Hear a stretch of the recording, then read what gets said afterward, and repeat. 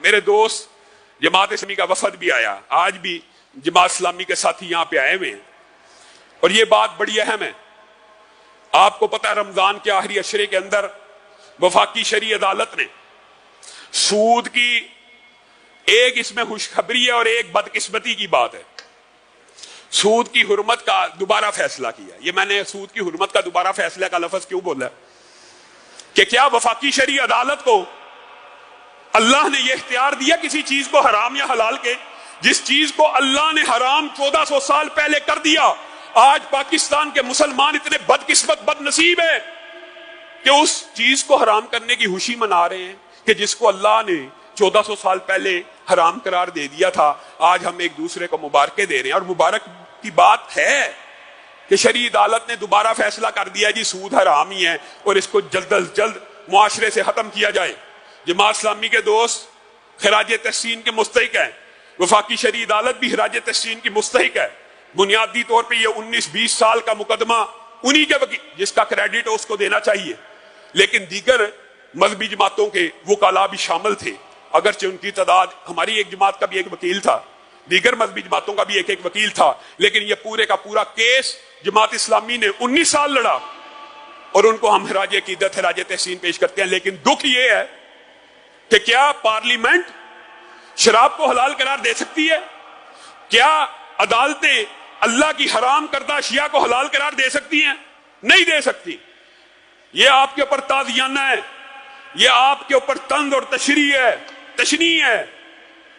ہم اس بات سے خوش ہو رہے ہیں جی وفاقی شرعی عدالت نے حرام قرار دیا۔ وفاقی شرعی عدالت حرام نہ بھی قرار دے، سود لکھنے والے، سود لینے والے، سود دینے والے، سود کا گواہ بننے والے، سب کے اوپر اللہ کی لعنت ہے۔ سود کے اوپر اتنی لعنتیں، شراب کے اوپر اتنی لعنتیں۔ اللہ تعالیٰ نے قرآن پاک میں وَأَحَلَّ اللَّهُ الْبَيْعَ وَحَرَّمَ الرِّبَا يَمْحَقُ اللَّهُ الرِّبَا، یہ جو آیات ہیں متعدد پیدر پہ اللہ کے ساتھ جنگ ہے سود، اور رسول اللہ صلی اللہ علیہ وسلم نے خطبہ حجۃ الوداع میں سب سے پہلے اپنے اوپر یہ بات کی تھی کہ آج سب سے پہلے میں چچا عباس کے سود کو معاف کرتا ہوں۔ چچا عباس سود کے اوپر اگر پیسے دیا کرتے تھے اور سود کو اللہ نے حرام قرار دے دیا، تو سب سے پہلے جو سود معاف ہوگا کس کا ہوگا؟ چچا عباس کا معاف ہوگا۔ اور پھر رسول اللہ صلی اللہ علیہ وسلم نے ڈرانے کے لیے سود کے اعتبار سے کوئی کسر چھوڑی ہے؟ رسول اللہ صلی اللہ علیہ وسلم نے کہا 70 جرائم ایک سود میں شامل ہے، 70 جرائم، استحصال، ظلم، دھوکہ، فراڈ، فریب، 70 جرائم شامل ہیں، اور ان میں سے سب سے ہلکا جو جرم ہے نعوذ باللہ ثم نعوذ باللہ اپنی ماں، سگی ماں سے برائی کرنے کے برابر ہے۔ ہمیں سود نے کچھ نہیں کہا۔ 1 روپیہ سود کا کھانا، 1 روپیہ سود کا کھانا سگی ماں سے برائی سے زیادہ نامہ اعمال میں کل وزنی ہوگا گناہوں کے اندر۔ میں اور آپ، ہمارے اللہ معاف کرے حکمران طبقہ بھی پہلے سٹے لے لیا، 20 سال چلایا، پھر سٹے لینے کا ارادہ ہے۔ یہ دھوکہ آپ کو کس نے ڈال دیا کہ سود کے بغیر معیشت نہیں چل سکتی؟ آپ صرف پاکستان کا جائزہ لے لیں، صرف پاکستان کا 22 کروڑ عوام ہے۔ آپ ابھی انٹرنیٹ کھولیں، سرچ کریں پاکستان میں کل کھاتے دار بینکوں کے کتنے ہیں، آپ اٹھا لیں 22 کروڑ میں سے کتنے ہوں گے؟ 2 کروڑ کے قریب ہو، باقی 20 کروڑ بغیر سودی نظام کے چل رہا ہے، مر گیا۔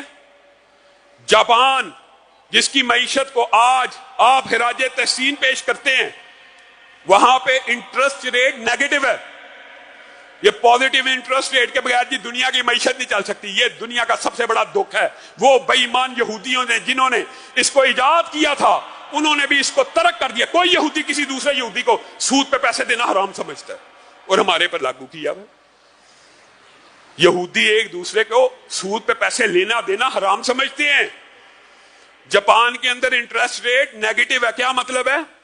بینک میں پیسے رکھو گے تو بینک آپ کے پیسوں میں سے پیسے کاٹے گا کہ آپ کے پیسوں کی میں حفاظت کر رہا ہوں، آپ کو پیسے دے گا نہیں۔ کیا اس کی معیشت کا بیڑا غرق ہو گیا؟ یہ ڈرامے بازی چھوڑ دی جائے کہ 5 سال لگے گے متبادل پلان کرنے کے لیے۔ اللہ سے اور رسول اللہ سے یہ جو جنگ شروع کی ہوئی ہے حکمرانوں نے، یہ اعلیٰ جو منصبوں پہ فائز ہیں، آج چاہیں اب تو حجت بھی قائم ہو گئی۔ اب تو آپ کے دنیاوی یہ ہمارا نظریہ نہیں ہے، آپ کے دنیاوی قوانین کے تحت بھی عدالت نے حرام کر دیا، اب تو چھوڑ دو، ہمارے نزدیک تو ویسے ہی حرام ہے۔ لیکن دکھ اور افسوس ہوتا ہے بعض لوگوں نے ہیلوں سے، حجتوں سے، دلائل دے دے کے، وہ یہودی جس کو سود کہتے ہیں، ہمارے یہاں کا مفتی اس کو سود نہیں مانتا، یہودی کہتا ہے یہ سود ہے، 1,00,000 دیا ہے، 1,10,000 واپس لوں گا، یہ سود ہے۔ کسی عالم پہ طنز و تشنیع کرنا مقصود نہیں ہے، لیکن ہمارا عالم ایسا ہیلا بیان کرے گا جو اس کو سود سے کسی نہ کسی طرح نکال کے لے جائے گا۔